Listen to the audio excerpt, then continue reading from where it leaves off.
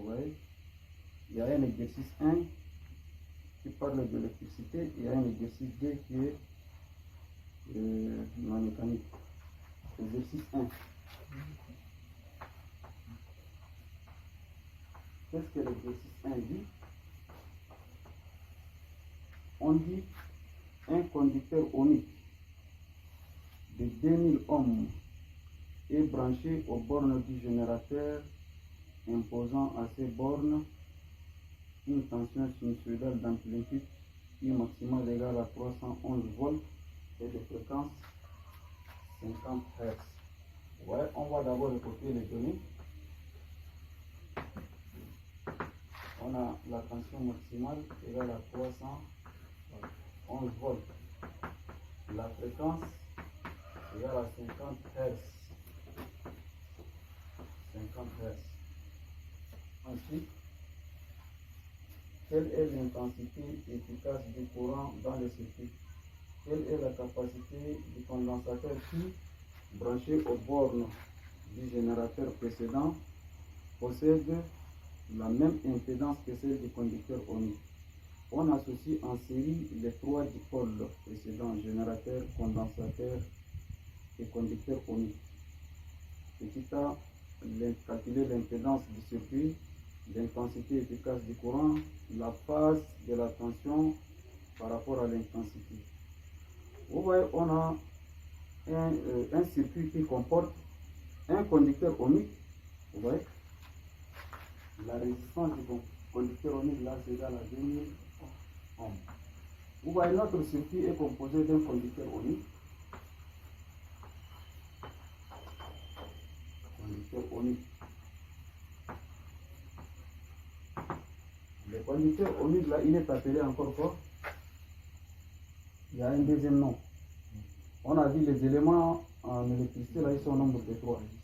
Voilà, résistor, n'est-ce pas? On a un conducteur ohmique, il est appelé aussi résistor. On a un condensateur et on a une bobine. Les trois éléments qui constituent l'électricité. Alors voilà, ce circuit-là est composé seulement d'un conducteur ohmique et d'un générateur. Un générateur, c'est quoi? Un générateur, c'est voilà, c'est la source d'énergie. C'est quelque chose, c'est l'appareil qui crée l'énergie. Par exemple, le groupe électrogène, la batterie, tout ça là. Il crée l'énergie, non? C'est des générateurs. Voilà, on a un conducteur ohmique. Le conducteur ohmique dans un circuit là, il est représenté comme ça, n'est-ce pas? Comme ça, avec un R ici. Voilà, on a dit, voilà, on a un conducteur ohmique. Vous voyez? Qu'on a branché aux bornes d'un générateur. Voilà le générateur, on le représente comme ça. Borne positive, négative, positive là. La résistance du conducteur ohmique égale à 2000 ohms. Vous voyez? 2000 ohms.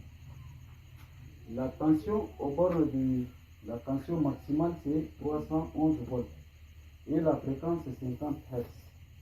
On nous demande de calculer quelle est l'intensité efficace du courant, vous voyez, dans le circuit. Question 1. C'est ça la question, je recopie la question. Quelle est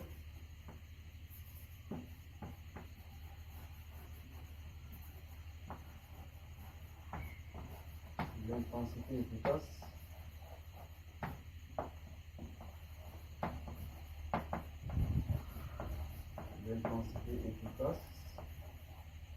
du courant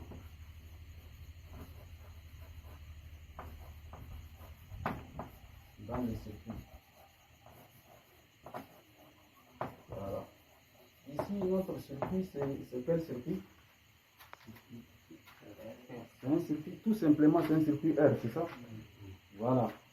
Et on a dit le circuit R, c'est-à-dire le conducteur ohmique là, son impédance égale à quoi? L'impédance du conducteur ohmique, il est égal à le Z du conducteur ohmique est égal à tout simplement la résistance, non? C'est ça? Voilà. Maintenant, on nous demande l'intensité efficace.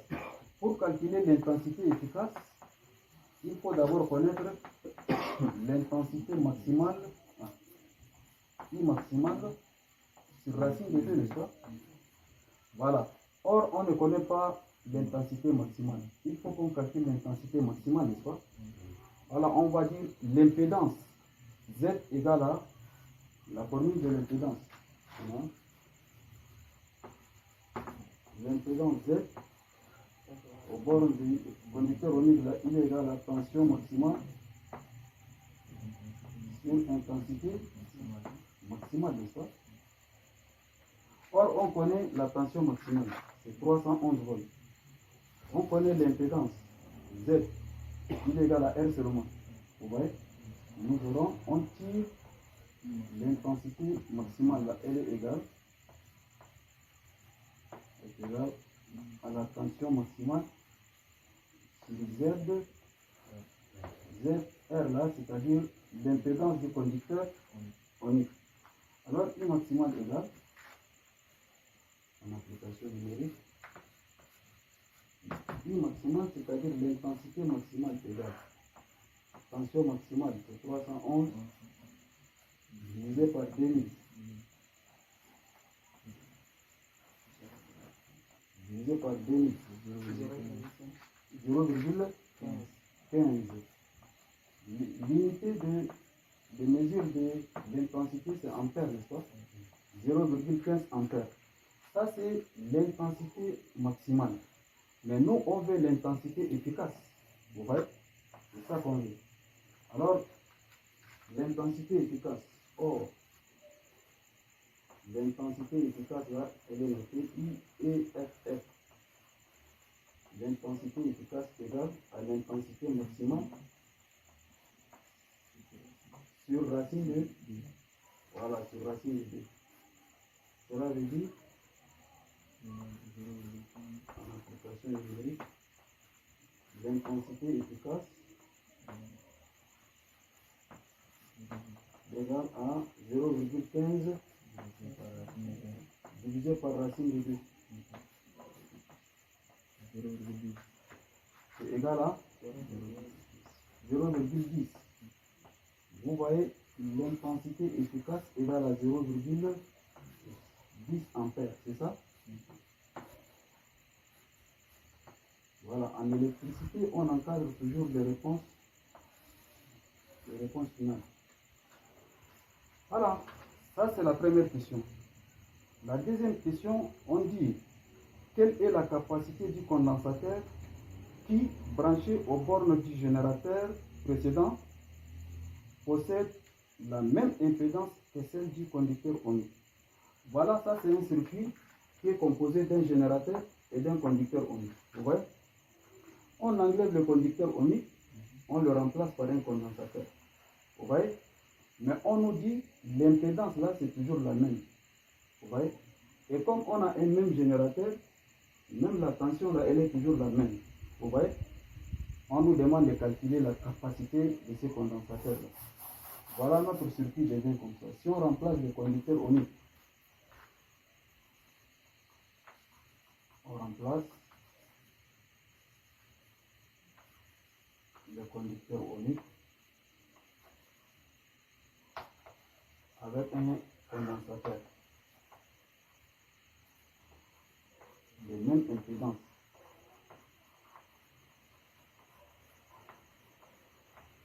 Avec un condensateur, c'est-à-dire l'impédance du condensateur là, elle est aussi égale à 2000. C'est ça le sens. Voilà, de même impédance que le conducteur unique. Le conducteur unique là on appelle résisteur, n'est-ce pas? Voilà. Voilà, notre circuit devient quoi? Le schéma du condensateur là, c'est ça. 2 barres de même taille avec un C comme ça, n'est-ce pas? Et voilà, on a un générateur. Le générateur, c'est lui qui fournit le courant. Borne négative ici. Voilà. La tension U maximale est toujours égale à 311, puisque c'est le même générateur. Voilà. Et la fréquence, c'est toujours 50 Hz. Ouais, 50 Hz. Et l'impédance aux bornes du condensateur, là, on va noter ZC. ZC égale à 2000 ohms. Quelle est la question? La question consiste à calculer. Alors, on nous demande de calculer la capacité du condensateur. Je recopie la question. Vous voyez, quelle est la capacité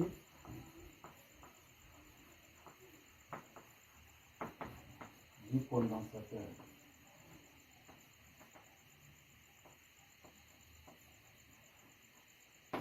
Alors, quelle est la relation qui nous donne la valeur de la capacité C du condensateur? On va exploiter toujours l'impédance du condensateur. L'impédance du condensateur ZC là, sa formule c'est égal à quoi? On a dit pour le conducteur ohmique, vous voyez, pour le conducteur ohmique, son impédance là, il est noté ZR égale à tout simplement la résistance. Pour le condensateur, on a dit son impédance c'est ZC, il est égal à 1 sur C oméga. Pour la bobine, ils sont au nombre de 3. Pour la bobine a 2 cas. Parce que parfois la bobine a une résistance petit r. Si la bobine a une résistance petit r là, son impédance ZL égale à la racine de petit r au carré plus L oméga de tout au carré.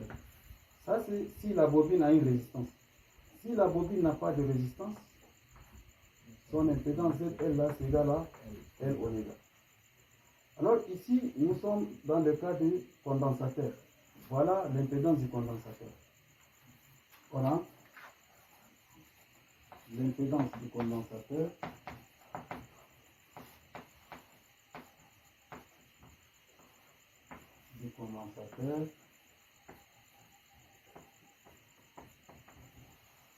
Et ZC égale 1 sur C oméga.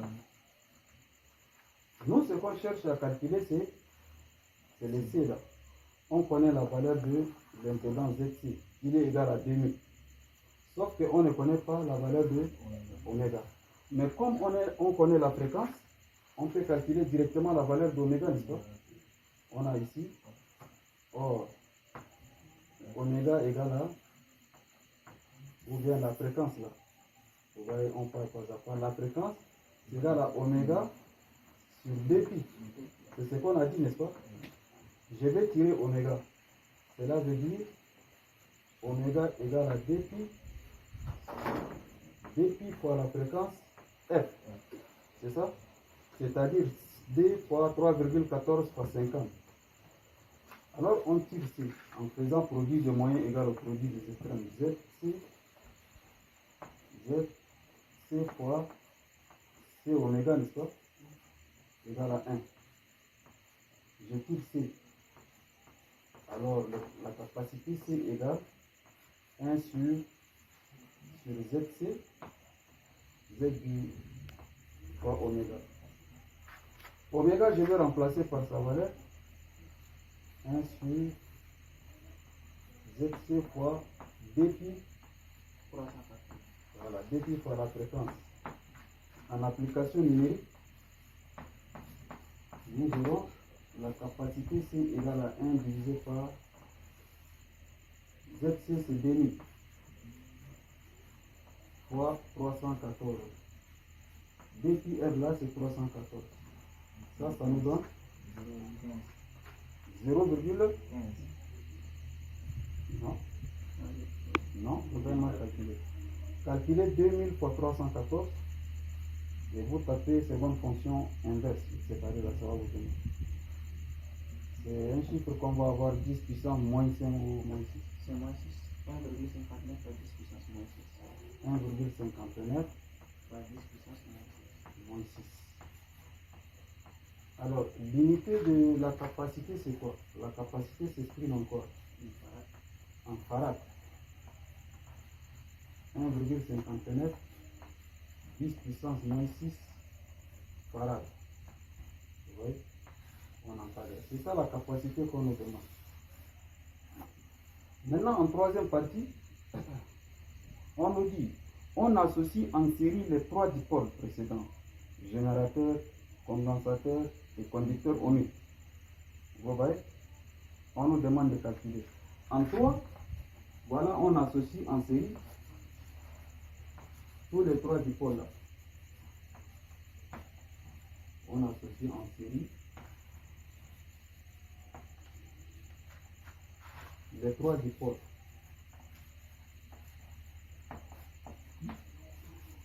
Les dipoles sont, voilà, on a un condensateur, vous voyez, de capacité C, un conducteur ohmique de résistance R et un générateur du courant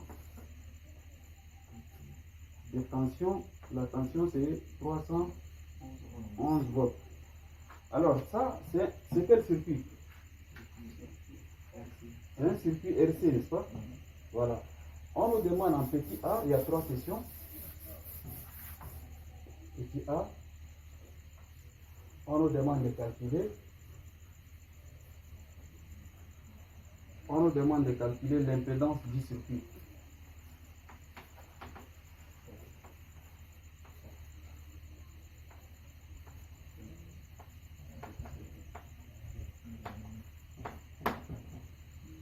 Alors, on a dit pour un circuit RLC, si le circuit se compose par la bobine, le conducteur ohmique, le capaciteur, on a dit Z égale à R carré plus L oméga 1 sur C oméga, n'est-ce pas? Le tout au carré. Ça, c'est l'impédance en général, n'est-ce pas? Mais ici, on a RC, il n'y a pas L. Vous voyez la partie qui elle va partir. Donc ça nous reste moins 1 sur C oméga le tout au carré. Le moins aussi il va partir. Donc nous aurons notre Z de RC là. On a Z égale racine carrée de R au carré plus 1 sur C oméga le tout au carré. C'est clair? Alors là, on va essayer maintenant de faire l'application numérique. Nous aurons Z égale racine carrée de le R on a c'est 2000, c'est ça? Au carré plus 1 sur C oméga. 1 sur C oméga c'est égal à combien? 1 sur C oméga, on a dit que c'est égal à ZC, non? C'est égal à 2000 aussi. C'est ça? 2000 au carré. Voilà, vous calculez, ça va vous donner combien?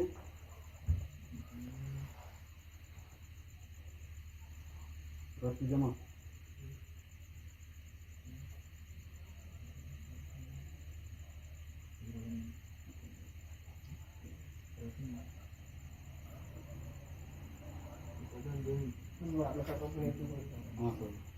Alors ici, vous voyez, on a dit 2000 au carré plus 1 sur C oméga. Alors 1 sur C oméga, là on a dit c'est combien? 1 sur C oméga c'est Z, n'est-ce pas? Ah, c'est Z, c'est pas 1 sur Z. C'est Z, n'est-ce pas? Z6. Or ZC là, lui-même c'est égal à 2000. On a 2000 au carré plus 2000 au carré. Comme ça, on a 2 fois 2000 au carré. Comme on a A au carré plus A au carré, c'est 2A au carré, non? Le 2000, on les fait sortir, ça nous donne 2000 fois racine de 2 égale à combien? Z de l'ensemble là. Racine de 2 multiplié par 2000, rapidement là.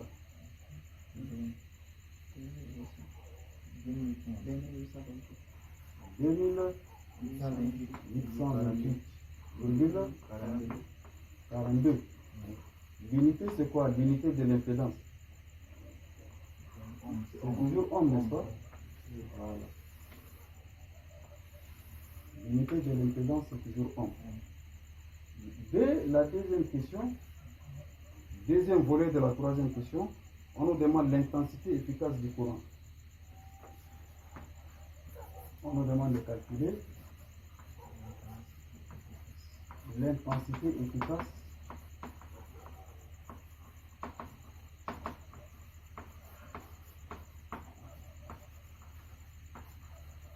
on va exploiter quelle relation pour trouver l'intensité. Comme on connaît la tension,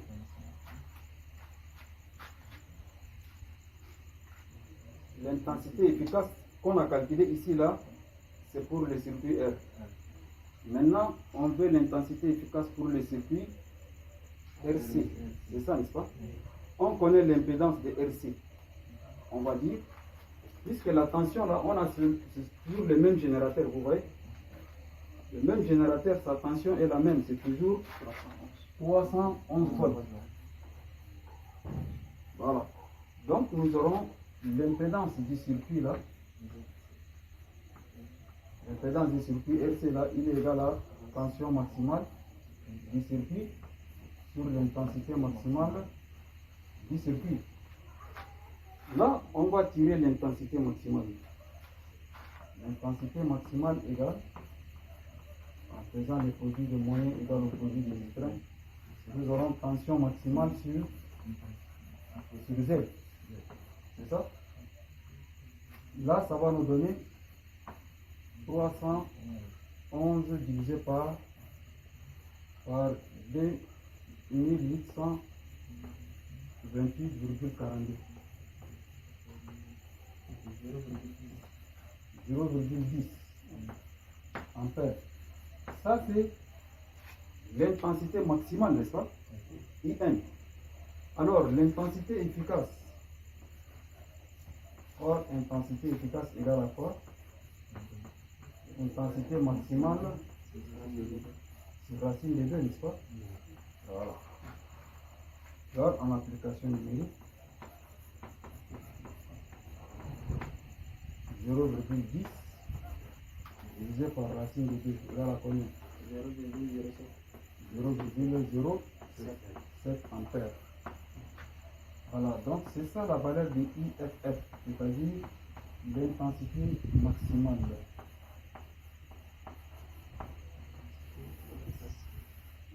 C'est ça? Voilà. La dernière question, on nous demande de calculer la phase de la tension par rapport au courant. C. Calculer la phase. C'est ça la question. La phase. Pour calculer la phase, il faut donner la valeur. La phase là c'est phi, non? Il faut donner la valeur de la tangente. On a dit en général, pour le circuit RLC en général, tangente de phi égale à L oméga moins 1 sur C oméga, le tout sur R, n'est-ce pas? Or, notre circuit n'est pas un circuit RLC. Il n'y a pas L ici. Donc, ce qui va rester, c'est moins 1 sur... Ok, donc ça, si on multiplie par l'inverse, ça nous donne moins 1 sur RC. Voilà, RC oméga. Vous voyez? Or, 1 sur C oméga, là, c'est égal à ZC, n'est-ce pas? C'est égal à... ZC égale à combien? ZC égale à 2000, n'est-ce pas? Et le R qui est ici? Ok. Donc, en application numérique, tangente phi égale à moins 2000 divisé par 2000, n'est-ce pas? Ça, c'est égal à combien? Moins 1. Alors, si tangente phi égale à moins 1, quel est l'angle dont la tangente est égale à moins 1. C'est moins pi quart, non? Tangente de moins pi quart. L'angle dont la tangente est égale à moins 1, là, c'est moins pi quart radian. Vous voyez, ou bien vous divisez 3,14 divisé par 4. Vous aurez moins 0,00 quelque. Vous voyez, non? C'est clair. Tangente, lorsque la tangente égale à 1, cela veut dire que l'angle phi là égale à pi quart. Si la tangente de phi égale à moins 1, cela veut dire que l'angle phi égale à moins pi quart. Voilà. Si la tangente était 0, quelque, on va calculer phi égale à tangente moins 1, le nombre qu'on va trouver là. Même ici, vous pouvez poser tangente phi égale à tangente moins 1 de moins 1. Ça va vous donner moins pi quart. Alors, c'est la fin de l'exercice. Un ressort de raideur K à espure non jonctif et de masse négligeable est enfilé sur une tige horizontale grand T dont il est solidaire. À l'extrémité B du ressort est lié à un solide S supposé ponctuel et de masse M. L'ensemble ressort solide coulisse sans frottement sur la tige. On oriente l'axe comme indiqué sur la figure ci-dessus et on choisit comme origine de l'axe la position d'équilibre du solide. S est écarté de sa position d'équilibre suivant la direction x' et lâché sans vitesse initiale. Il passe en C d'abscisse x0 à l'instant pris comme origine de temps avec une vitesse v0 égale à moins v0i. I étant le vecteur unitaire qui oriente l'axe x plus x. On donne v0 égale à 0,164 mètres par seconde. Donné v0 égale à 0,164 mètres par seconde. K là on appelle constante de raideur est égale à 10 newtons par mètre. La masse du solide M égale à 0,16 kg. Et x0, on a dit qu'il est égal à 2 cm. Vous voyez, et la vitesse, vecteur vitesse V0, il est égal à moins V0 par le vecteur unitaire I. Ça a un sens aussi. On nous demande de donner l'équation différentielle du mouvement. Vous voyez, le problème c'est quoi? Voilà, on a un ressort. Ça c'est une tige d'abord. Une tige qu'on a nommée la tige T. Vous voyez? Et sur la tige là, on a enfilé un ressort. Comme ça. On a enfilé un ressort. Et l'une des extrémités du ressort là, elle est solidaire, elle est fixée ici. Elle est collée là. L'autre extrémité, on approche un solide. Vous voyez? Le solide a une masse M qui est égale à 0,16. Vous voyez comme ça, le système est en équilibre, n'est-ce pas? On a tiré avec la main, comme ça. Tiré avec la main, arrivé à un certain niveau, à une distance x0, on lâche le solide. Là, le solide va revenir vers sa position initiale et puis il fait un mouvement de va-et-vient. Ce mouvement de va-et-vient là qu'on appelle oscillation mécanique. Ça c'est la position initiale là qu'on va noter ici. Ça c'est à t égale à 0 avant qu'on ne tire. Alors on nous demande si on a tiré, par exemple le ressort va se trouver quelque part là. Ah, le solide va se retrouver quelque part ici. Au début, il est là, mais on a tiré, il se trouve maintenant ici. Vous voyez? Ça c'est la position finale là. On va essayer de représenter les forces. Ça c'est la première question. On nous demande de calculer On vient de déterminer l'équation différentielle.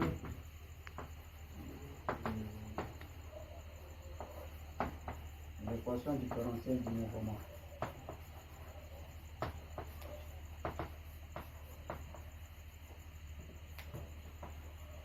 L'équation différentielle du mouvement.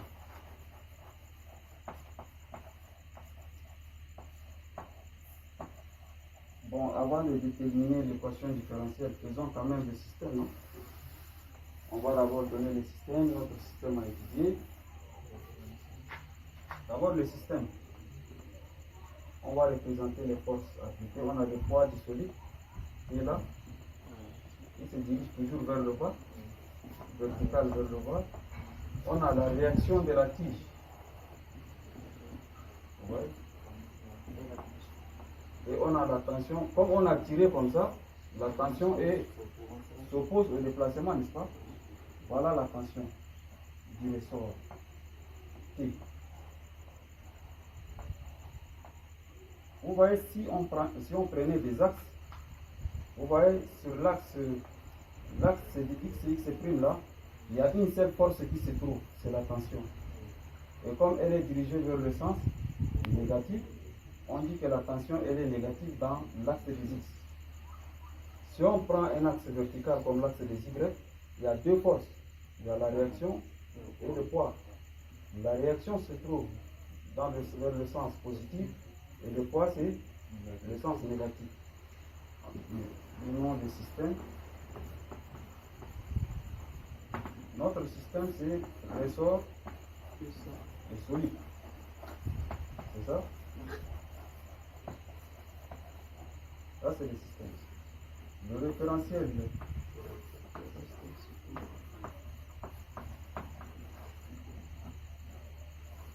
Le référentiel, il est terrestre,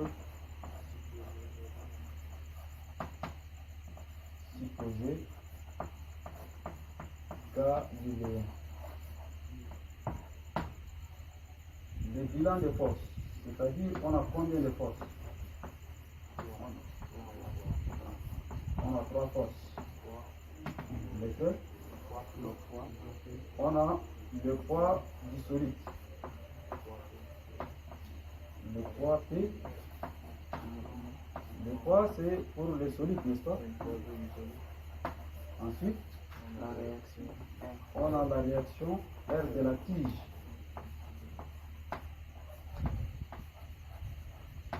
La réaction R de la tige.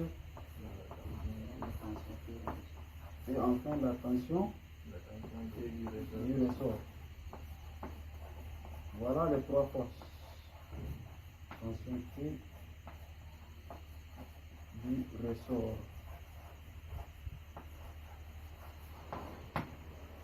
Voilà. Maintenant la question est de déterminer l'équation différentielle du mouvement. Je recopie la question. Sinon, je devrais dire déterminons l'équation différentielle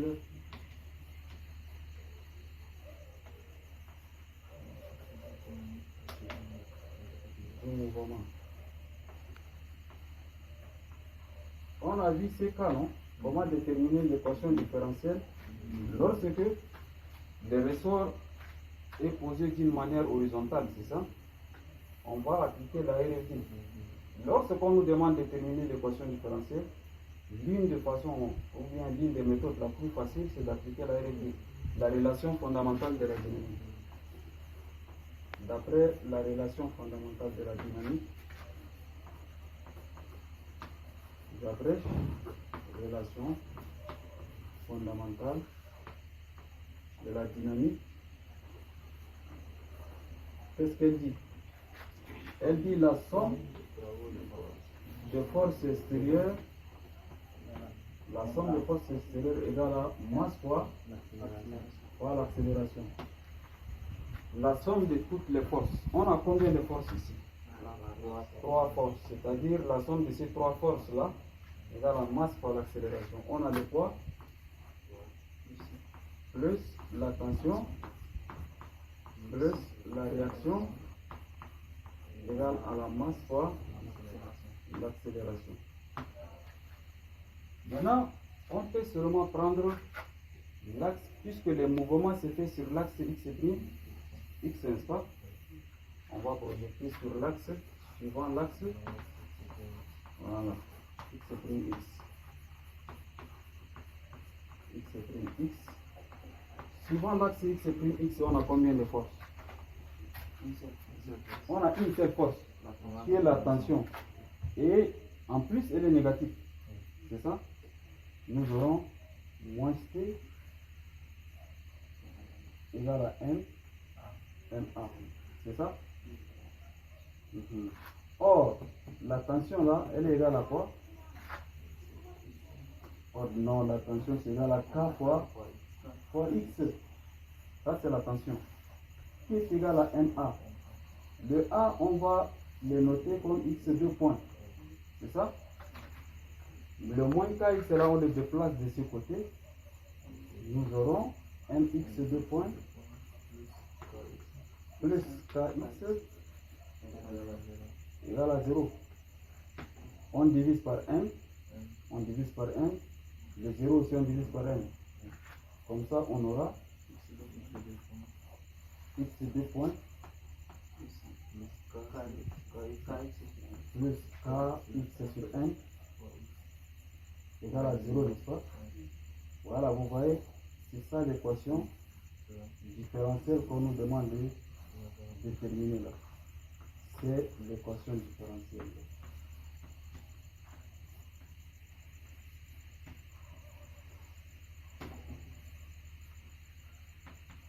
C'est l'équation différentielle.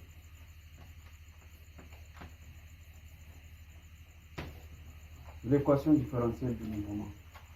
Ensuite, la question suivante, qu'est-ce qu'on nous demande? Établir l'expression de la pulsation propre du mouvement et calculer sa valeur. Vous voyez la deuxième question. On nous demande d'établir l'expression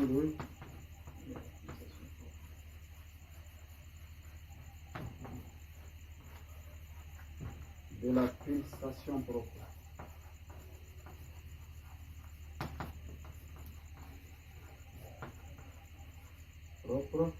C'est oméga 0, non, qu'on appelle pulsation propre là. Voilà, et on nous demande de calculer sa valeur. Calculer sa valeur. Alors, la pulsation propre qui est oméga 0 là, son expression c'est égal à quoi? On a oméga 0 égale à racine de K sur 1. Vous voyez? Ça c'est l'expression de oméga 0. Maintenant, on nous demande sa valeur numérique. Alors, en application numérique, nous aurons oméga 0 égale à racine carrée de K, c'est égal à 10. Divisé par M, c'est 0,16. Ok. A, c'est égal à combien? 19,76. Donc, oméga 0 égale à 19,76. L'unité, c'est quoi? Radian par seconde. L'unité de la pulsation oméga, là, c'est radian par seconde. Ensuite,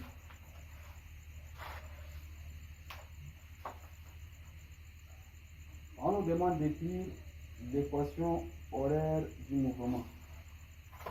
L'équation horaire du mouvement. Cette question-là, ça c'est petit a, hein? Question 2, petit a. Petit b, on nous demande d'écrire l'équation horaire.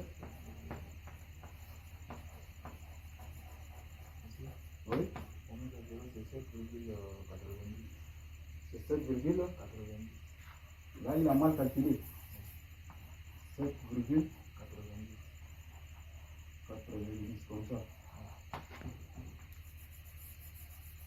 Il faut s'assurer que vous avez bien calculé. Hein. Il faut nous induire en erreur. 90 radians par seconde. Alors, l'équation horaire du mouvement. Alors, on a parlé de l'équation horaire, n'est-ce pas? On a dit l'équation horaire du mouvement là, c'est la solution de l'équation horaire est la solution de l'équation différentielle.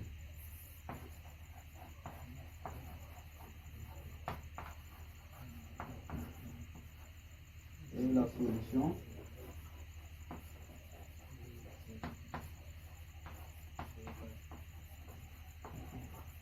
est la solution de l'équation différentielle. Et elle est donnée sous quelle forme? X égale xn cosinus de oméga 0 t plus phi. C'est ça? Voilà. Ça c'est xn. Alors, ce qu'on va déterminer c'est quoi? C'est xn, oméga 0 et phi, les trois constantes là. Or, oméga 0 on connaît déjà sa valeur. Il nous reste à déterminer xn et phi, c'est ça? Alors, lorsque vous donnez comme ça l'équation horaire, il faut carrément la dériver. La dérivée, c'est x point. X point, c'est-à-dire la vitesse. V égale moins, dérivée de cosinus, c'est moins sinus, non? Le oméga 0 va sortir. Moins oméga 0, xn, sinus, oméga 0 t plus phi. Vous voyez, ça c'est x, ça c'est la vitesse. Maintenant, pour calculer xn et phi, on va utiliser les instants initiaux. À t égale à 0, on remplace t par 0. Vous voyez, nous aurons x là, il devient x0. T est égal à xn cosinus oméga 0 par 0. Le t là, on le remplace par 0. Il va rester phi seulement, non? Il va rester cosinus de phi. Et la vitesse à t égale à 0, c'est v0. V0 est égal à moins oméga 0 par xn par sinus de phi. Maintenant, on va remplacer x0 par sa valeur, v0 par sa valeur, n'est-ce pas? Nous aurons x0 c'était égal à 2 cm. Mais on le convertit en mètres. C'est égal à 0,02 mètres. On le divise par 100, non? Les deux là. Alors, ça nous donne 0,02 qui est égal à xn cos de phi. Et v0 c'est égal à non, on prend la valeur 0,164 moins oméga 0 xn sinus de phi. Vous voyez? Lorsque le x0 est différent de 0, comme le cas ici, le v0 est différent de 0, comme le cas ici, on va prendre l'équation, par exemple, noter l'équation ici, la 1, et l'autre là, l'équation 2. Voilà, vous voyez, l'équation 1 est la cosinus, l'équation 2 est la sinus. Pour trouver tangente là, on divise 2 par 1, n'est-ce pas? Là, nous aurons, on va diviser la deuxième équation là par l'équation 1. Comme ça, nous aurons 0,02 sur 0,164 qui est égal. Ah ouais, c'est l'inverse, n'est-ce pas? L'équation 2, c'est 0,164 sur 0,02 qui est égal à moins oméga 0 xn sinus de phi, n'est-ce pas? Sur xn cosinus de phi. Vous voyez que les xn vont partir. Sinus sur cosinus égale à tangente. Donc nous aurons, vous voyez, moins oméga 0, c'est ça, fois tangente de phi égale 0,164 divisé par 0,02 égale à combien? 8,2. C'est ça? 8,2. On tire tangente. Tangente de phi égale à 8,2 divisé par, bon, il y a un signe moins ici, par oméga 0, n'est-ce pas? Or, oméga 0, on a calculé sa valeur qui est 7,9. 7,9. Donc, ça nous donne combien? Moins 1,03.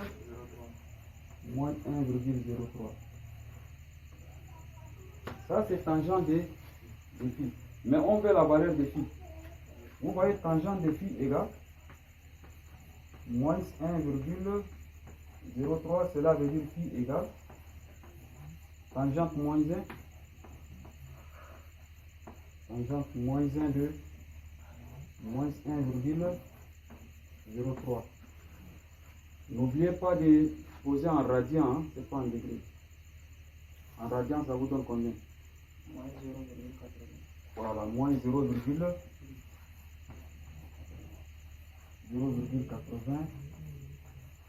radian.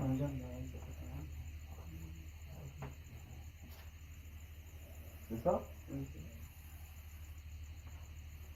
Ça, c'est la valeur de phi. Vous voyez, on connaît déjà la valeur de phi, la valeur de oméga 0. Il nous reste la valeur de x, c'est maximal, n'est-ce pas? Là, parmi les deux équations, là, on remplace, par exemple, phi par sa valeur dans l'équation 1. Là, nous aurons 0,2. 0,2 égale à x1. C'est ça? Cosinus de moins 0,80. Alors xn égale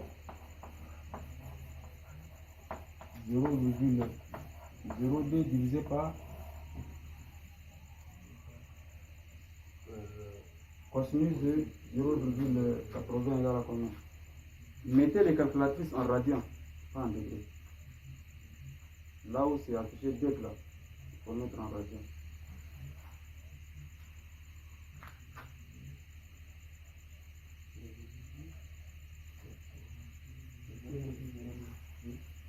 0,02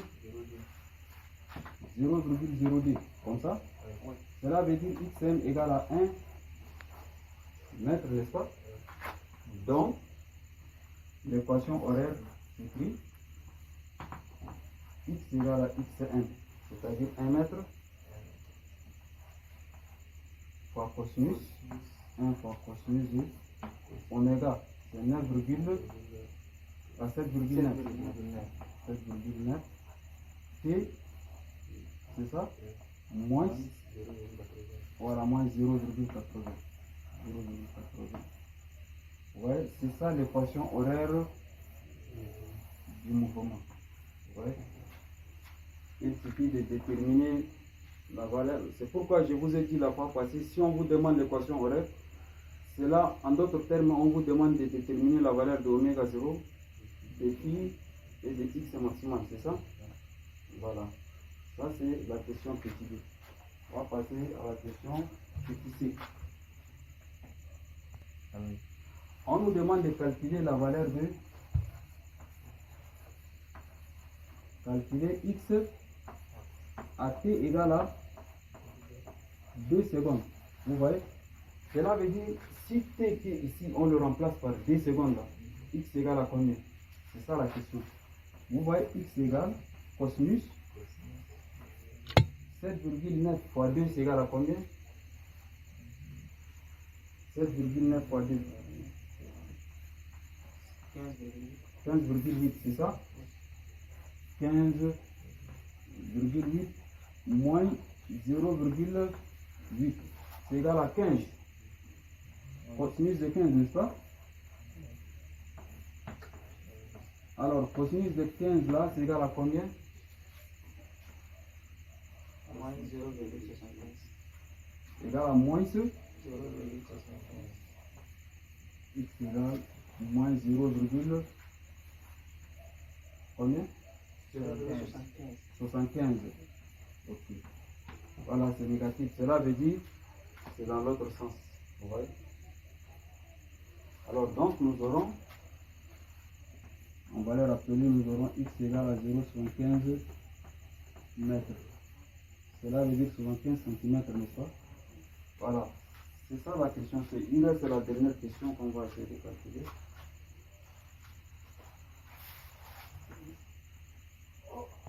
Deuxième question, on nous demande d'estimer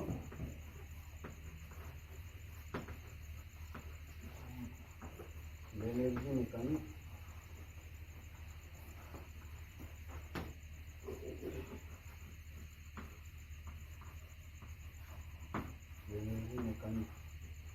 Pn en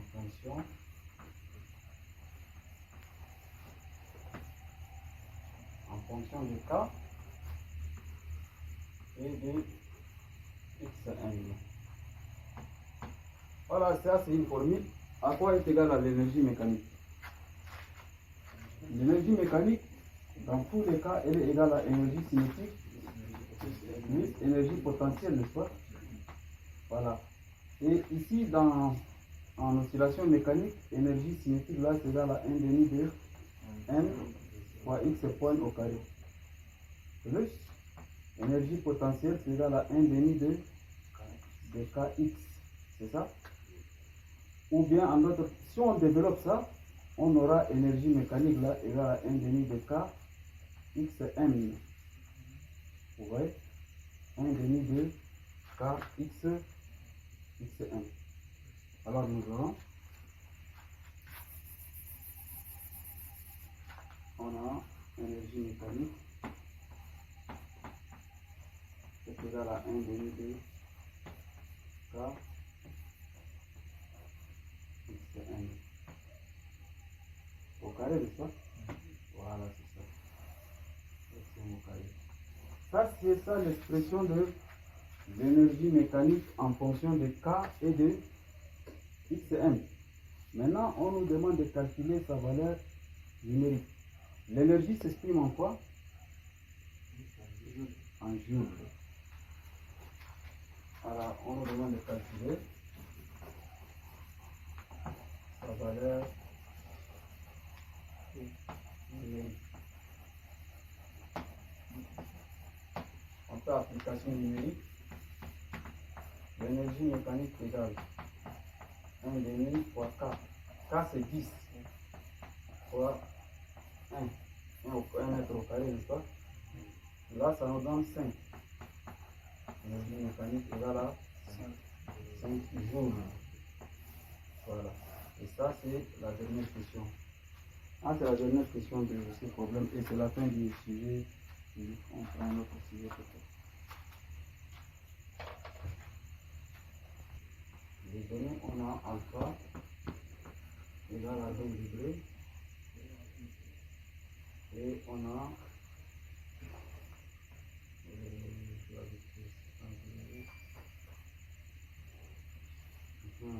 la distance 2 degrés égale à 1,2 mètres et G égale 9,8 mètres par seconde carré et la distance D'(C) est égale à petit d qui est égal à 1 mètre. Voilà, qu'est-ce qu'on dit ici? Écoutez bien. On dit un mobile de masse m considéré comme ponctuel part sans vitesse initiale d'un point A et glisse sans frottement le long d'un conduit rectiligne AB de longueur grand L, faisant un angle alpha égal à 20 degrés avec le plan horizontal. Représenter les forces appliquées au mobile lors de ces mouvements. Quelle est la nature de ces derniers, c'est-à-dire la nature de ces mouvements? 2. Préciser la direction et le sens du vecteur vitesse VB du mobile au point B. Ensuite, calculer VB en fonction de G, alpha et L. 3. Le mobile quitte le conduit en B avec la vitesse VB et tombe sur le sol. Question A. Établir l'équation de la trajectoire du mobile dans le repère indiqué sur la figure ci-contre. On donne VB' égale à 1,2 m. Calculer la longueur grand L que le mobile a parcouru sur le conduit incliné, sachant qu'il on prendra pour accélération de la pesanteur G égale 9,8 mètres par seconde carré sur le sol en un point C, tel que D'(C) égale à 1 mètre.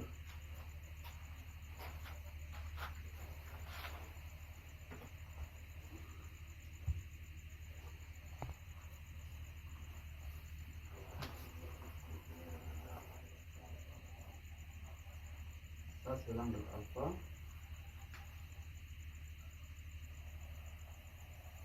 On prend l'axe, ça c'est l'axe des orgoniques.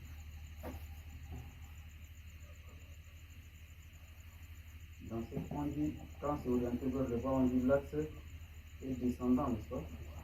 Voilà. Et puis, quelque part, on a le sol. Ça c'est le sol.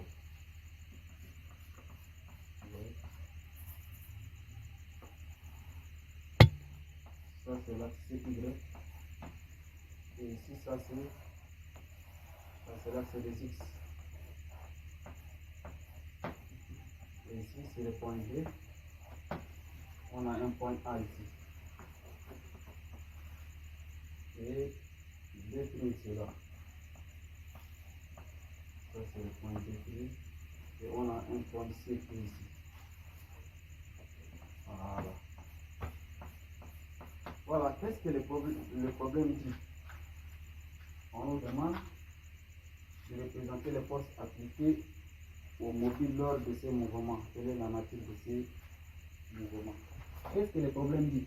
Voilà, il y a un mobile qu'on a lancé à partir du point A ici. Vous voyez? Avec la vitesse initiale maximum ou bien sans vitesse initiale. C'est-à-dire, quand il a quitté le point A ici, la vitesse initiale égale à 0, c'est-à-dire V égale à 0, n'est-ce pas? Voilà, le mobile est en train de descendre, il descend, le plan incliné, jusqu'à arriver au point B ici. Vous voyez? Là, on nous demande de calculer la vitesse, voilà, la vitesse du mobile au point B. Maintenant, ici, ça c'est le vide, le sol se trouve ici. La distance entre le point B et le sol là, ça c'est la hauteur H. Maintenant, le solide va, après le point B, il va tomber sur le sol, c'est ça? Il va tomber sur le sol. Là où il tombe là, c'est le point C. Vous voyez? Voilà, on nous demande dans la première question là de représenter les forces appliquées lorsque le mobile se trouve sur le plan incliné là, entre A et B. Par exemple, si le mobile se trouve ici, on nous demande de représenter les forces qui sont appliquées. Vous voyez? On a le poids du mobile, il est toujours vertical et vers le bas, n'est-ce pas? Ça c'est le poids P. La réaction du plan, elle est perpendiculaire à la droite AB, non? On trace une droite qui est perpendiculaire à AB, c'est-à-dire elle forme un angle de 90 degrés avec AB. Ça c'est la réaction R. Est-ce qu'il y a les frottements? On n'a pas de frottement, n'est-ce pas? S'il y avait des frottements, le frottement est parallèle au déplacement, mais de sens opposé. Donc ici, on a seulement deux forces, le poids du mobile et la réaction, n'est-ce pas? Alors, on va décrire notre système. Le système, c'est un mobile. Voilà, un mobile. Notre référentiel, il est terrestre.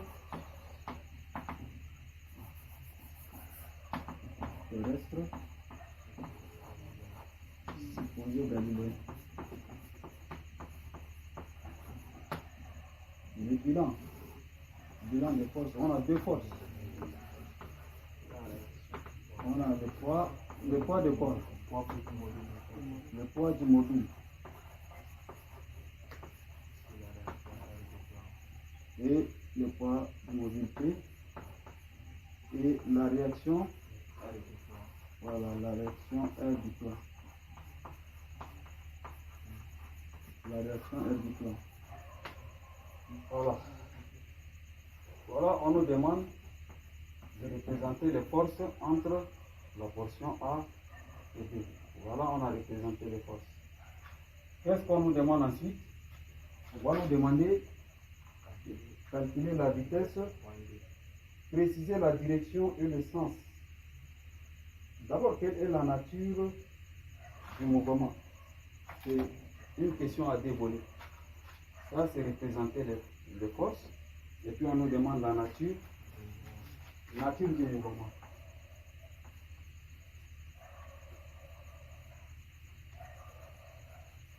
Nature du mouvement. Le mouvement, il est quoi? Il est rectiligne, non? Pourquoi? Parce que vous voyez la trajectoire là. La distance de A à B que le mobile a emprunté là, c'est une ligne, non? C'est une droite. Donc la trajectoire est rectiligne. Maintenant, on cherche à savoir s'il est rectiligne uniforme ou bien uniformement varié. Quelle est la différence entre un mouvement rectiligne uniforme et un mouvement rectiligne uniformement varié? C'est la valeur de l'accélération. Si A égale à 0, le mouvement est rectiligne uniforme. Si A n'est pas égal à 0, le mouvement est rectiligne uniformément varié. Voilà, on va essayer de calculer l'accélération pour voir est-ce qu'elle est égale à 0 ou non. C'est ça? Voilà. Ici, essayons de prendre l'axe qui contient la réaction là, comme étant l'axe des Y. Et l'axe ici là comme étant l'axe des X. Alors, vous voyez l'angle alpha qui est ici, va se retrouver là. Ouais. Si on projette le poids sur l'axe des X, alors nous aurons alpha se retrouve ici. Et ici c'est Px. Vous voyez, le Px est là. Le Px il est opposé à l'angle alpha, n'est-ce pas? Il est opposé. Donc le Px il est égal à T sinus de l'angle alpha. Le Py est là. Il est ici. C'est ça le Py. Le Py c'est cette portion-là. Vous voyez, il est collé à l'angle alpha. On dit qu'il est adjacent à l'angle alpha. Donc Py là c'est égal à T cosinus de l'angle alpha. Et ce qui nous intéresse c'est Px parce que le mouvement se fait sur l'axe des X. Alors on applique la RFD d'après la RFD, c'est-à-dire la relation fondamentale de la dynamique. La relation fondamentale de la dynamique.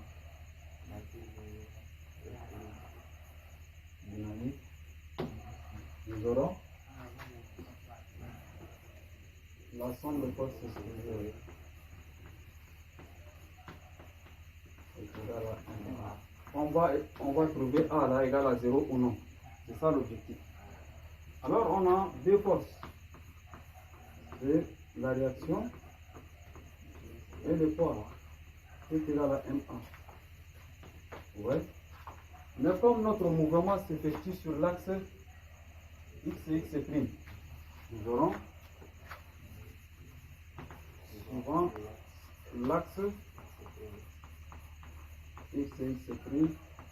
Sur l'axe X et X', on a une seule force, non? Et le poids Px. Il est positif. Donc Px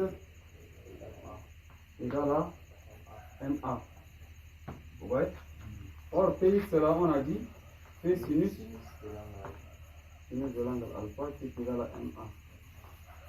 On tire la valeur de A égale à P sinus alpha, du coup sur N. Or, le poids P c'est égal à MJ sinus alpha sur N. Là, on simplifie le MN, n'est-ce pas? Donc, nous aurons l'accélération A là, c'est égal à G sinus de l'angle alpha. En application numérique, nous aurons l'accélération A égale à 9,8 fois sinus de 20 degrés. Égal à combien? Sinus de 20 degrés multiplié par 8,94. L'unité c'est mètre par seconde carré. Voilà, vous voyez que notre accélération est différente de 0, n'est-ce pas? Alors, l'accélération A est différente de 0. Cela veut dire que le mouvement est A est différent de 0. Alors, le mouvement est rectiligne uniformément varié.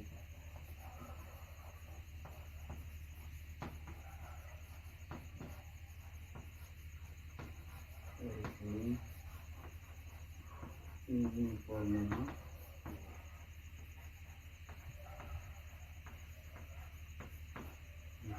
varié. C'est ça la nature du mouvement. Voilà. Maintenant, on nous demande de préciser, je recopie la question, préciser le sens, c'est ça? La direction et le sens, ou bien quoi? Dites-moi la question. La direction et le sens du vecteur vitesse en V, c'est-à-dire VB.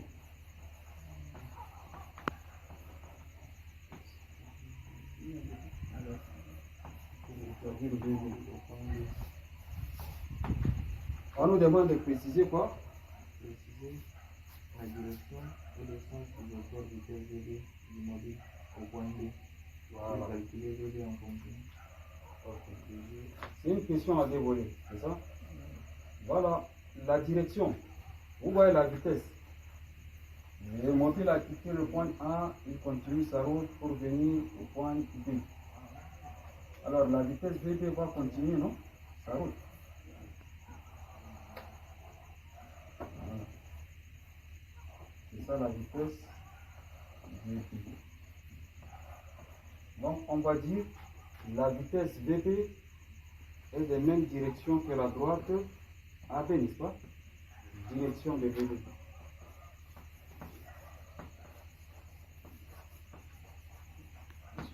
Oui. La suite de la question est donc préciser calculer VB en fonction de G, alpha et F. Calculer VB. Mais ça, c'est une question à deux volets, non? On va d'abord donner la direction et le sens, après on calcule. La direction, vous voyez la vitesse VB. La vitesse a la même direction que la droite AB, n'est-ce pas? VB est de même direction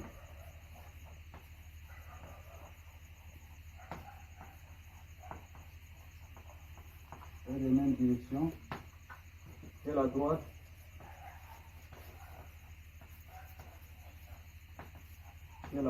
AB. Le sens du vecteur VB là. Le sens du vecteur c'est de A vers, voilà. Le vecteur VB est dirigé de A vers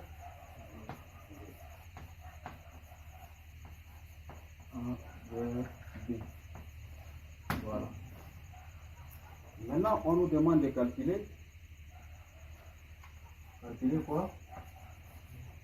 VB. Voilà, calculons VB En fonction en fonction de G, alpha et L, grand L. Parce que la distance AB là qui est notée, grand L, c'est ça? Ok. Alors, pour calculer la vitesse, on applique la variation de l'énergie cinétique, non? Entre le point A et le point B. Voilà, entre les deux, là, voilà la hauteur. On va noter la hauteur grand H, puisque petit H là est déjà là. Alors, on va dire, d'après le théorème de l'énergie cinétique,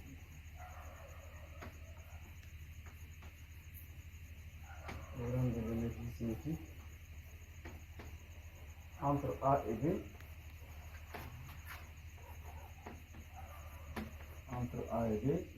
on aura un demi de masse par la vitesse finale.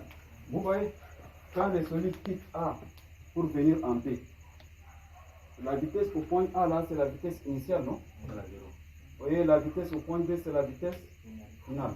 Ok, donc un demi de masse par la vitesse finale, c'est-à-dire un demi de masse par VB au carré, moins un demi de masse par la vitesse initiale, VA au carré, égale travail, comme on a deux forces, travail de P plus travail de la réaction R.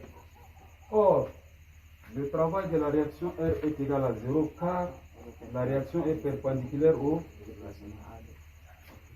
Or, travail de R est égal à 0. Et la vitesse initiale VA, on a dit, VA aussi égale à 0, n'est-ce pas? Donc 0 fois 1 demi de masse égale à 0. Toute cette partie est nulle. Il nous reste 1 demi de masse fois VB au carré est égal à travail de P. Travail de P c'est 1 G fois H. C'est ça? Ici, déjà les masses vont partir. Je vais tirer VB au carré. Le B ici va venir le multiplier. Nous aurons VB carré égale 2GH. Or, H égale à combien? Vous voyez le grand H là. Vous voyez H, il est le côté opposé à l'angle alpha, n'est-ce pas?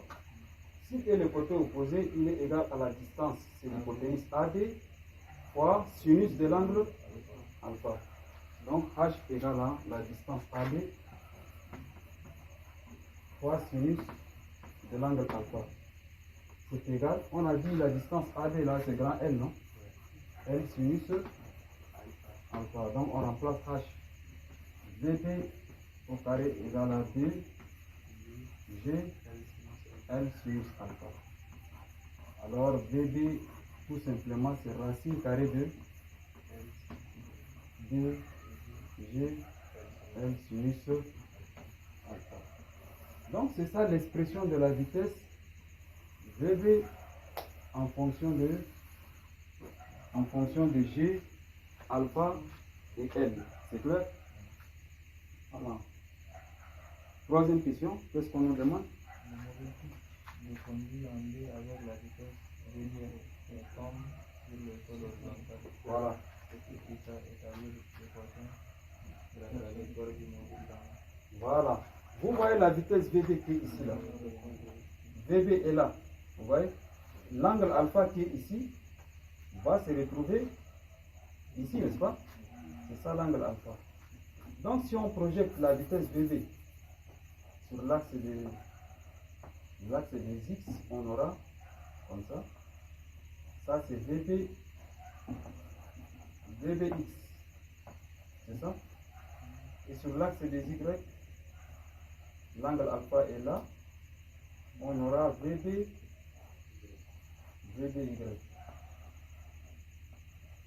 Voilà. On nous demande de déterminer l'équation de la trajectoire. Parce que le mobile va tomber au sol. Vous voyez ça, c'est ça sa trajectoire. On nous demande de déterminer son équation, n'est-ce pas? Équation de la trajectoire. Alors l'angle alpha. Vous voyez que la vitesse VBX est là.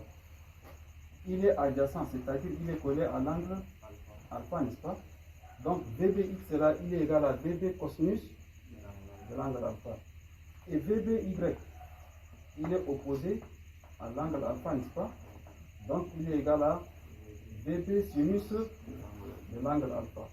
Alors pour établir l'équation horaire de la trajectoire, on applique aussi la RFD. Ça c'est la question 3, n'est-ce pas? Question 3. 3 petit a. Équation de la trajectoire.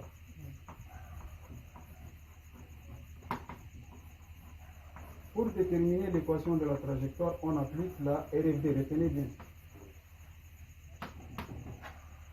D'après la relation fondamentale de la dynamique, je vais abréger.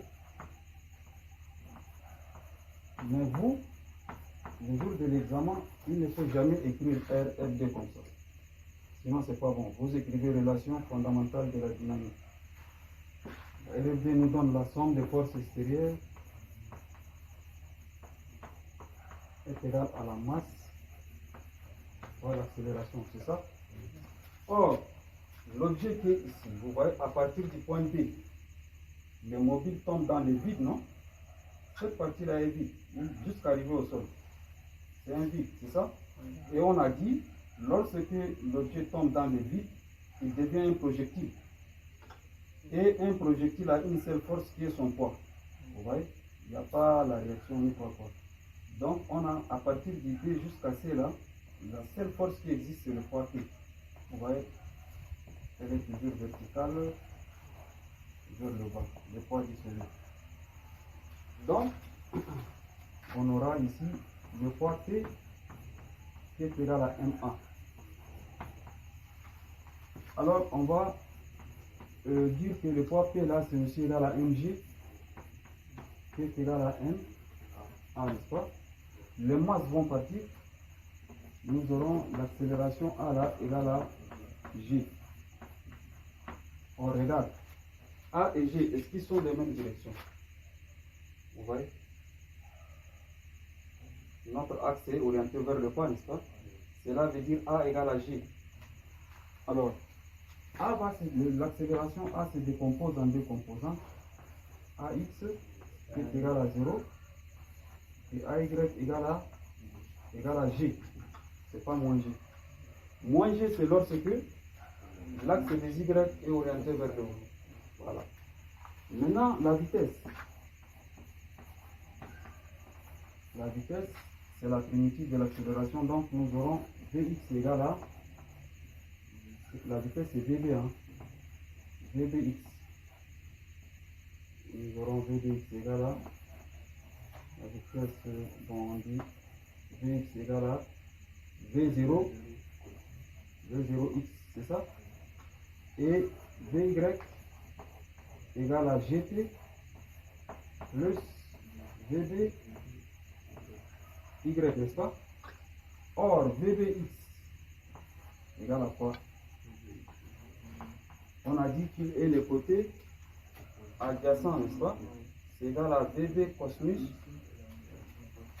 égale à Vb cosinus. Et Vby c'est égal à Vb sinus de l'angle alpha. Là, on va le remplacer. La vitesse devient, on a Vx égale à Vb cosinus de alpha et Vy égale à Gt, voilà, plus Vb sinus de l'angle alpha. Ça, c'est la vitesse. Maintenant, le vecteur position OM. OM égale, se décompose en X et Y. Ici, c'est une constante, on va multiplier par T pour trouver sa primitive. Nous aurons Vb cosinus de l'angle alpha fois T plus X est 0, c'est ça? Et Y, la primitive de T là, c'est 1 demi de T carré. Donc, ça nous donne 1 demi de Gt carré plus Vb sinus de l'angle alpha fois T plus Y0. C'est ça? Voilà. Alors nous aurons à t égale à 0, notre mobile se retrouve à l'origine du repère, n'est-ce pas? X0 égale à 0, Y0 égale à 0. Donc, ces quantités-là sont nulles. Alors, maintenant, on tire t dans l'équation 1 pour remplacer dans 2.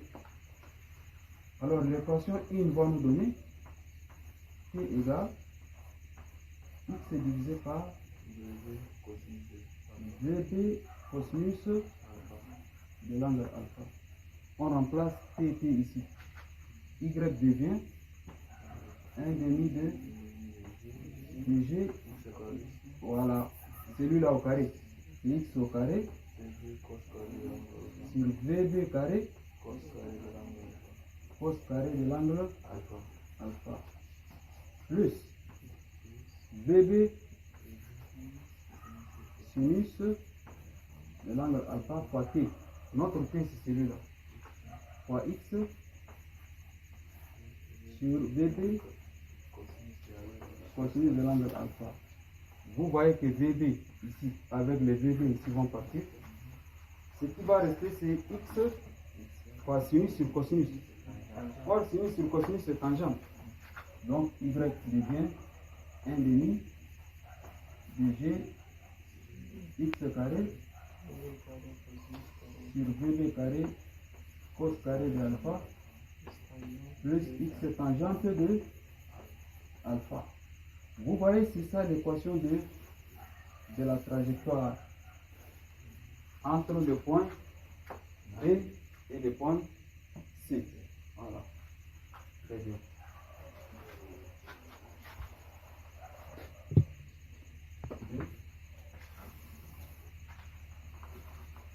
Calculer la longueur grand L là, c'est la longueur AB, non? Ouais. Grand L c'est égal à la distance AB. On dit, sachant que je le sol en un point C tel que ils ont donné la distance BB' est égale à 1,2. Et la distance d'C est égale à petit b égale à 1 mètre, c'est ça? Voilà, c'est en quelque sorte notre graphique. Ça c'est l'axe des x. Ça c'est la vitesse dt. Ça c'est le point B. Ça c'est l'angle alpha. C'est l'axe des y. On a dit ça c'est le point B'. Et là où le mobile tombe là, c'est le point C, n'est-ce pas? Alors on nous dit la distance B' là c'est égal à 1,2 mètre. Et la distance B' C c'est égal à 1 mètre. On nous demande de calculer la distance B' ici. Vous voyez? Or, lorsque les mobiles se retrouvent au point C, son x égale à combien, son y égale à combien? S'il se retrouve ici, l'origine du repère c'est là. Hein.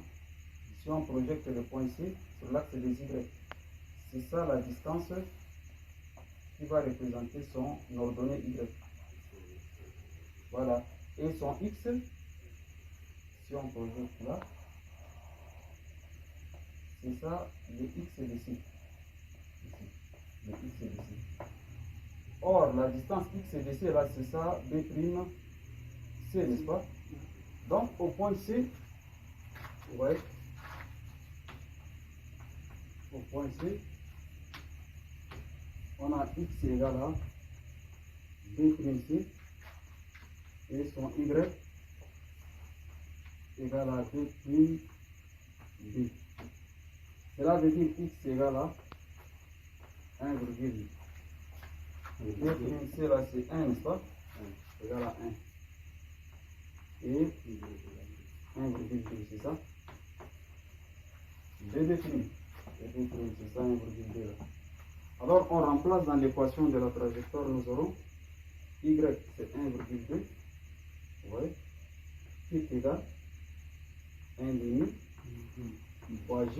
G c'est 9,8 fois X au carré. C'est 1 au carré, n'est-ce pas? 1 au carré c'est 1. Je vais tout sur VB carré. Voilà, cosinus carré de 20 degrés. Plus X. X là c'est 1, n'est-ce pas? 1 fois tangente de 20 degrés. De alpha. Voilà, calculez ma cosinus de 20 degrés au carré. Ici nous aurons, ça c'est 4,9. 4,9 divisé par VB au carré.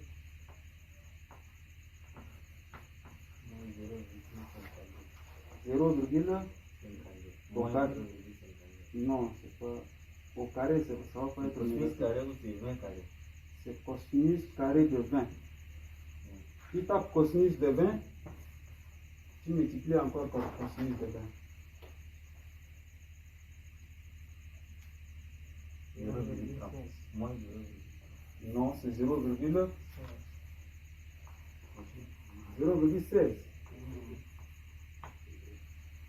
Tu calcules d'abord cosinus de 20 degrés égale à combien? Donnez-moi la réponse, cos de 20 degrés. Cos de 20 degrés égale à 0,93. Maintenant, multipliez encore par 0,93.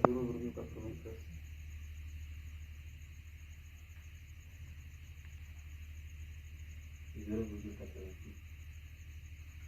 0,88. C'est ça? Ok, 0,88. Plus, maintenant, vous tapez tangente de 20 degrés égale à combien? 2,23. 2,23. Vous voyez, on tire VB. Nous aurons celui-là, on le déplace de l'autre côté, nous aurons 4,9 sur VB au carré fois 0,88 égale à 1,2 moins 2,23. 1,2 moins 2,23 vous donne combien? Moins 1,03. Moins 1,03.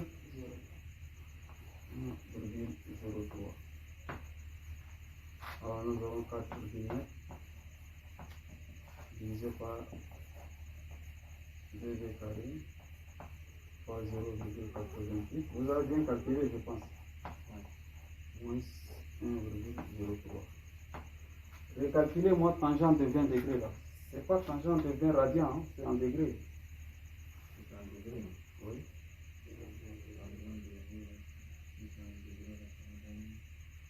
0,36. Voilà, c'est ça. C'est 0,36.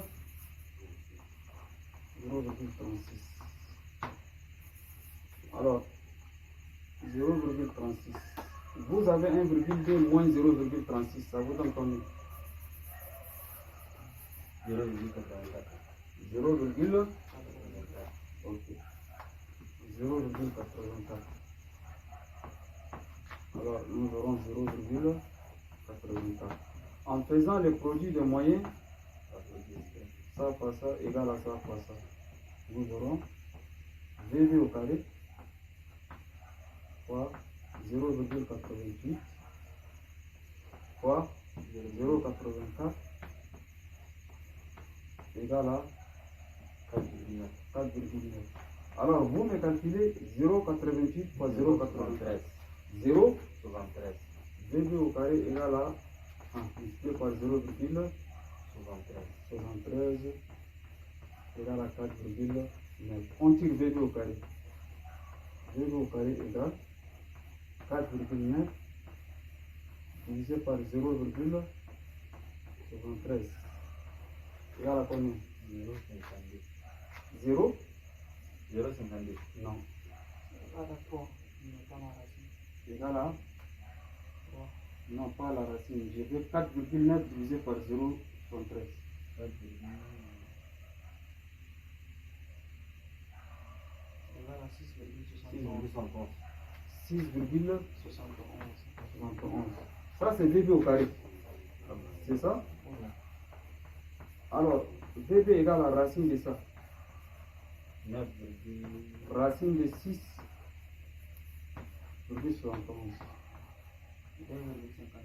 2, voilà. Vous voyez, ça, c'est la vitesse VB. Remarquez bien, VB égale à 2,59. Or, on a trouvé l'expression de VB. Vous voyez, VB c'est égal à racine de 2GL sinus alpha, n'est-ce pas? Alors, on va remplacer VB. Bon, ici, là, on n'utilise pas racine, on laisse carré. Avec carré, ça va nous arranger plus. VB carré égale à combien ici? Le racine va partir avec le carré, non? Ouais. C'est égal à 2G. 2GL. Voilà. 2GL sinus de 20 degrés. C'est ça? Qui est égal à 6,71. Ce qu'on veut, c'est ça. L égale. Elle égale 2G sinus de 20. Voilà. Sur 2G, nous aurons 2 fois 9,8. Sinus de 20 degrés égale à combien? 0,0.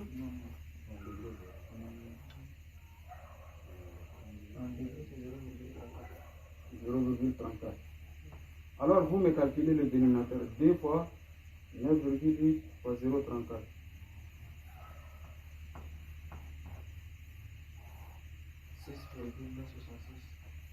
6,66. Alors vous divisez 6,71 par 6,66. 1,0. 1,00. Voilà, c'est 1. Donc nous aurons, vous voyez la longueur grand L là, c'est égal à 1 mètre. Vous voyez? Voilà, c'est ça la longueur L que le mobile a parcouru ici, entre A et B. Il y a une question suivante. C'est fini? Et voilà, c'est ça. Donc c'est à peu près ça. « 160 Hz.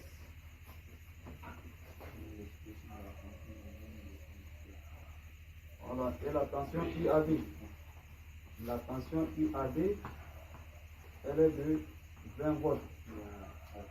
À T égale à 0. Voilà l'image de notre circuit. Un circuit qui est constitué d'un condensateur, d'une bobine. Dans ce circuit-là, le condensateur joue quel rôle? Quel est son rôle? Ça, c'est un circuit.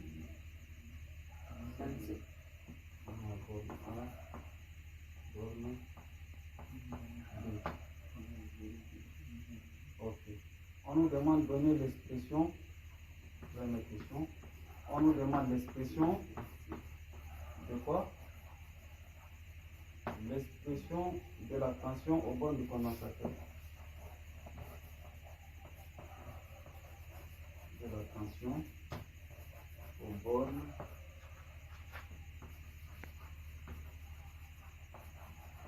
du condensateur.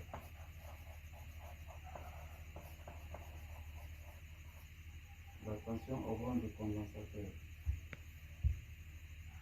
Okay. En fonction du temps T.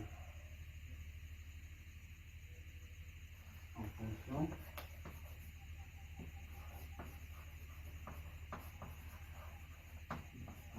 du temps. Voilà, je vous ai dit la fois dernière le rôle d'un condensateur dans un circuit. Lui, il emmagasine l'énergie. Vous voyez, quand on le branche au bord d'un générateur, là, il va emmagasiner. Et après, il le restitue maintenant dans un récepteur, qui est soit un écran. Par exemple, vous chargez votre batterie. La batterie, c'est un condensateur. Après, maintenant, vous allez brancher l'écran avec la batterie. Vous voyez, c'est ça, ces circuits-là. C'est comme si la bobine là joue le rôle, par exemple, d'un écran. Et le condensateur, c'est une batterie. Donc, avant qu'on ait mis en marche, la tension du condensateur de la batterie là est de 20 volts. Au fur et à mesure que le temps passe, vous voyez, la tension va diminuer, n'est-ce pas? La tension va diminuer. Alors, on nous demande la tension au bord du condensateur en fonction du temps. Je vous ai donné la tension au bord du condensateur, c'est écrit comment? La tension au bord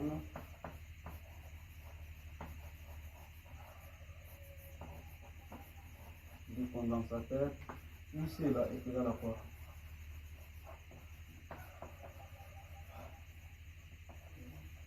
UC égale à quoi? Est égal à Q sur C, n'est-ce pas? Ou bien, la tension au bord du condensateur, c'est égal à Q sur C. Alors, qu'est-ce qu'on nous demande ensuite? Soit on va dire la tension UC égale à QP sur C.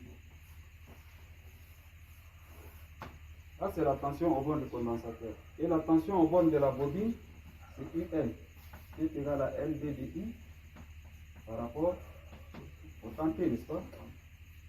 Ok. Alors, qu'est-ce qu'on nous demande ensuite?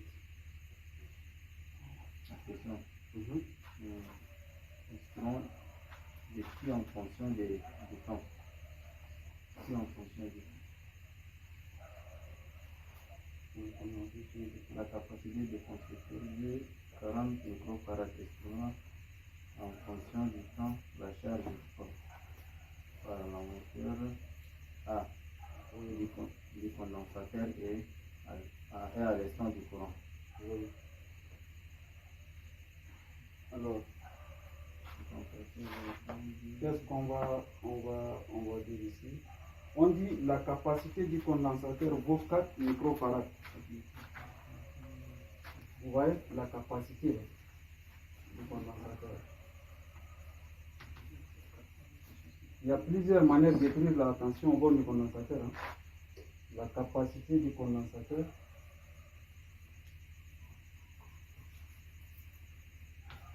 vaut, c'est-à-dire C égale à 4 microfarads. 4 microfarads, si on convertit en farad, c'est 4 10 puissance moins 6 farads. Alors, qu'est-ce qu'on demande? Exprimer en fonction du temps la charge Q. Expression en fonction du temps.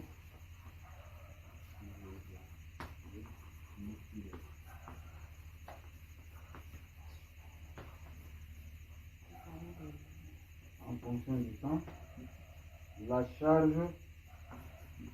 La charge Q.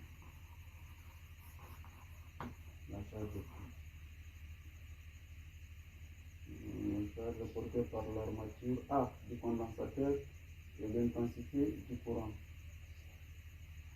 La charge, là, on va noter Q et l'intensité du courant.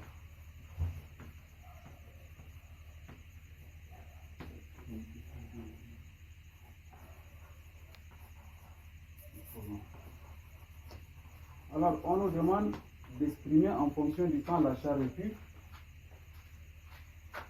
La charge Q et l'intensité du courant, n'est-ce pas? On a ici. Là où on a dit l'intensité I. Je vous ai dit que c'est égal à V de Q par rapport au temps T, n'est-ce pas? Voilà. Alors, si on tire la charge Q, on tire la charge Q, la charge devient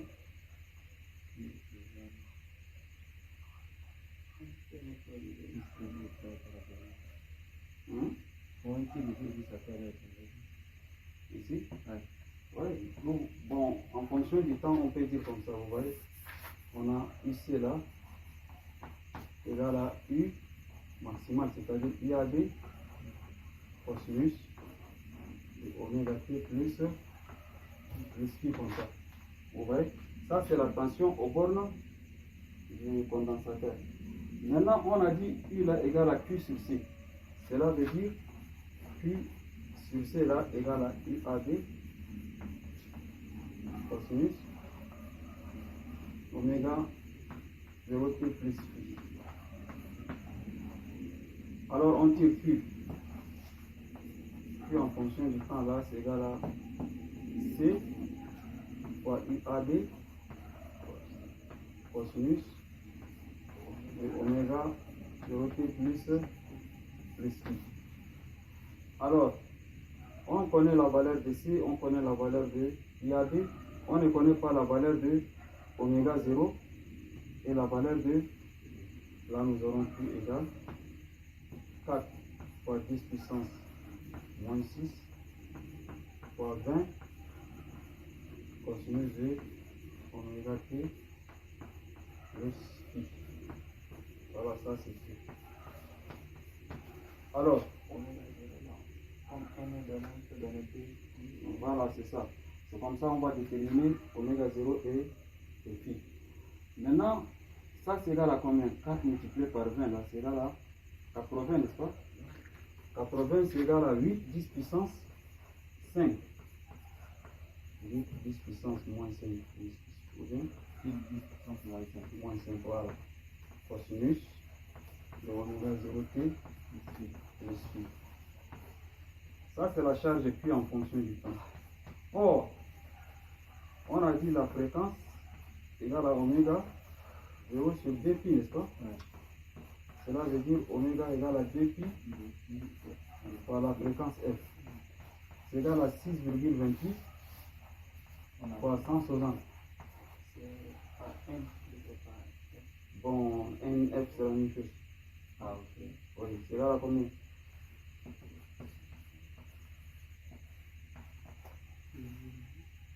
« 6,28 fois 160. C'est égal à 1004,8. 1004,8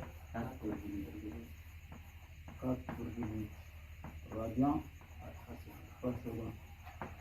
Vous voyez la charge là? Il nous reste à déterminer quoi? On a 8, 10 puissance moins 5 cosinus de 1004,8 pi plus phi, n'est-ce pas? Alors, on dit AT égale à 0. AT égale à 0. Égale à 0. La charge du condensateur égale à quoi? La charge est égale à, on va tirer, c'est égal à C fois, on a Q égale C fois U. C'est égal à 4, 10 puissance moins 6 fois 20. C'est ça, n'est-ce pas? 8, 10 puissance moins 5. Voilà, ça c'est la charge. Si on remplace AT égale à 0, nous aurons le Q qui est ici là, 8, 10 puissance moins 5 égale à 8, 10 puissance moins 5 cos de phi. C'est ça? On va tirer cos de phi égale 8, 10 puissance moins 5 divisé par 8, 10 puissance moins 5. Un nombre divisé par lui-même, c'est égal à 1. Cosinus de phi égale à 1. Quel est l'angle dont son cosinus égale à 1? C'est égal à 2pi ou bien 0, non? 0. Donc phi égale à 0. Ou bien quelqu'un d'autre va dire phi égale à 2pi. Ou en radian, 0 c'est en degrés et 2pi là c'est en radian. Là on va travailler avec 2pi. C'est la même chose, même si vous mettez 0 c'est la même chose. Donc nous aurons la charge QT là, elle est égale à 8, 10 puissance moins 5 cosinus de 1004,8 T plus 2pi. Voilà, ou bien quelqu'un d'autre va faire ici plus 0. Mais plus 0 là, c'est pas bien parce que 0 c'est en degré. Et puis est exprimé en radian. Vous voyez? Ça, c'est la charge en fonction du temps. Maintenant, l'intensité du courant, l'intensité I. L'expression de l'intensité, on a, je vous ai dit I égale la dérivée de Q par rapport au temps de T. Alors, cela veut dire la dérivée de Q là, cela veut dire I est la primitive de Q, n'est-ce pas? Voilà, c'est ça. I fois D de Q. Donc, on va chercher la primitive de cosinus de ça là. La primitive de cosinus, c'est sinus. Donc, IT égale, on a 8, 10 puissance moins 5. Celui-là va être 1 sur oméga, n'est-ce pas? Vous avez oublié? 1 sur A, fois sinus de 1004. C'est ça? Voilà, plus de pi, comme ça. Alors, vous divisez 8 10 puissance 5 là par 1004,8. Comme ça va nous donner IT égale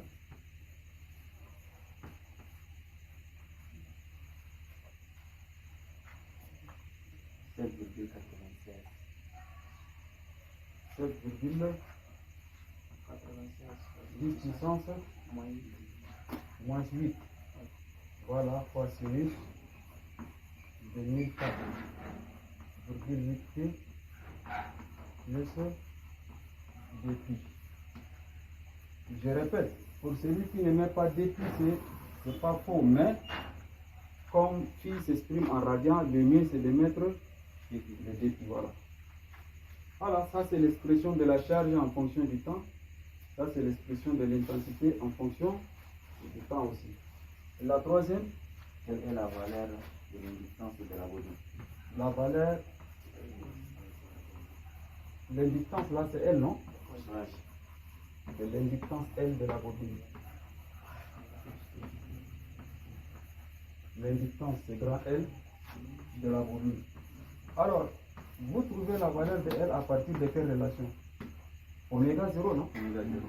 On a oméga égale à quoi? 1 sur racine de LC, n'est-ce pas? On prend carré carré. Oméga au carré égale à 1 sur LC. Égale à 1 sur LC. Je vais tirer L. L égale 1 sur oméga au carré fois C, n'est-ce pas? C'est égal à 1 sur oméga au carré. Oméga, vous avez calculé, vous avez trouvé 1004,8 au carré. Fois 4, 10 puissance moins 6. Donc 10 puissance 6, comme ça. Je vais le remonter. Vous prenez, vous calculez le dénominateur, ça vous donne combien? 10 puissance 6 sur 1004,8 au carré et vous multipliez par 4. 1004,8 la charge 1 million 9623,04. Multiplié par 4 déjà? Non, on a 4 millions 38 492,17. Combien? 4 millions? 4 millions Oui. 38 492,17. 38 000. 038. Ah, comme ça? Non, 0. Ah, ok. Là, Comme ça? 3, 8, Uh-huh. 4, 9, 2, Virgule? 16. Ok, virgule 16. Or, 10 puissance 6 là, c'est égal à 1 million. 1 million. Donc, vous divisez 1 million sur 4 millions quelque là. Je vous ai dit la fois dernière que la valeur de l'inductance L là, c'est toujours 0, quelque. C'est rare que c'est égal à 1. 0,24. L'unité c'est quoi? De l'inductance là. Si vous mettez comme ça le jour de l'examen, on va dire que c'est faux. Bien que le calcul est juste, mais sans unité, c'est faux. L'unité de l'inductance, c'est quoi? C'est l'inductance, c'est ohmique. Non, l'unité. Ah, L'unité, c'est en Henry. Henry, c'est grand H. On le schématise comme ça. Voilà, l'unité, c'est grand H. Non, c'est que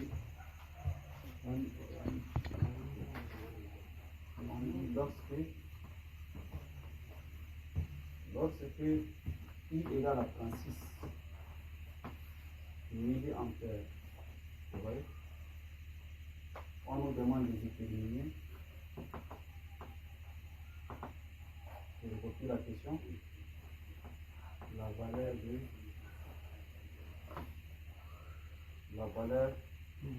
des énergies. Il y a deux énergies.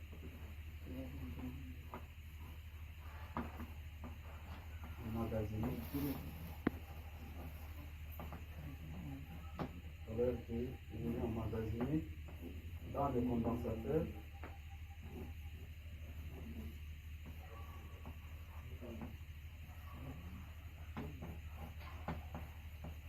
Et dans la bobine. Voilà. Alors, d'abord, vous voyez l'intensité qui est égale à 36 milliampères. Là, on convertit en ampères. C'est-à-dire, on divise par 1000, non? C'est égal à 0,036 ampères. C'est ça? Alors, l'énergie emmagasinée dans le condensateur. Je vais dire l'énergie du condensateur. Elle s'exprime par comment? Condensateur. Elle est égale à quoi? EC, n'est-ce pas? Elle est égale à 1 demi de. Elle a trois expressions, n'est-ce pas? LI ou bien. Non, LI là, ça c'est pour la bobine. C'est I au carré, n'est-ce pas? C'est bien ça, non?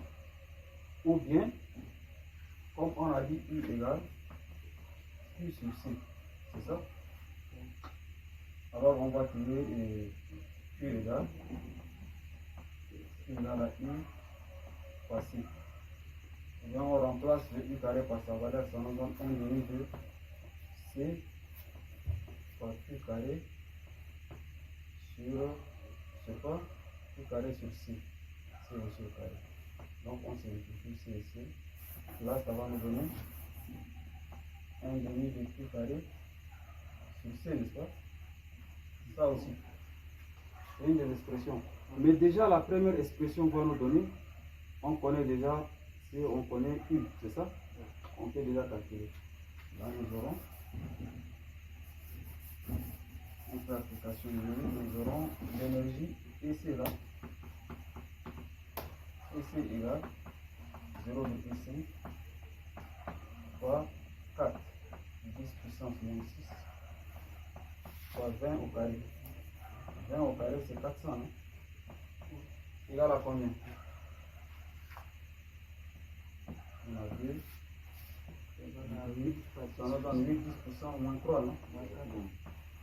C'est moins 4. Voilà. Moins 4. L'unité c'est quoi? Énergie emmagasinée par le condensateur. Joule. Ça c'est l'énergie emmagasinée dans le condensateur. Et l'énergie emmagasinée dans la bobine c'est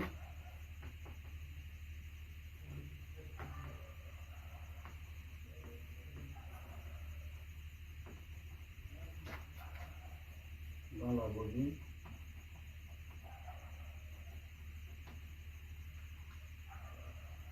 Elle est notée EL.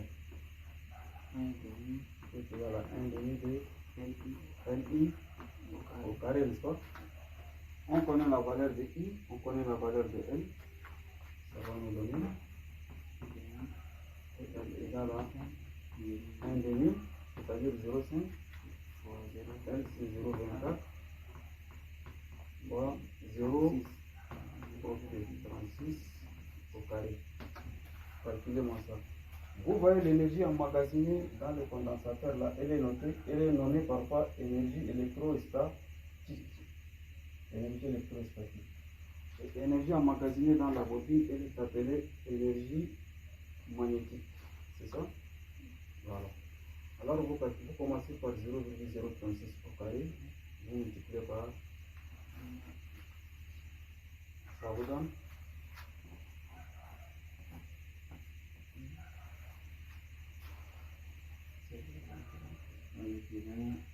1,55 puissance moins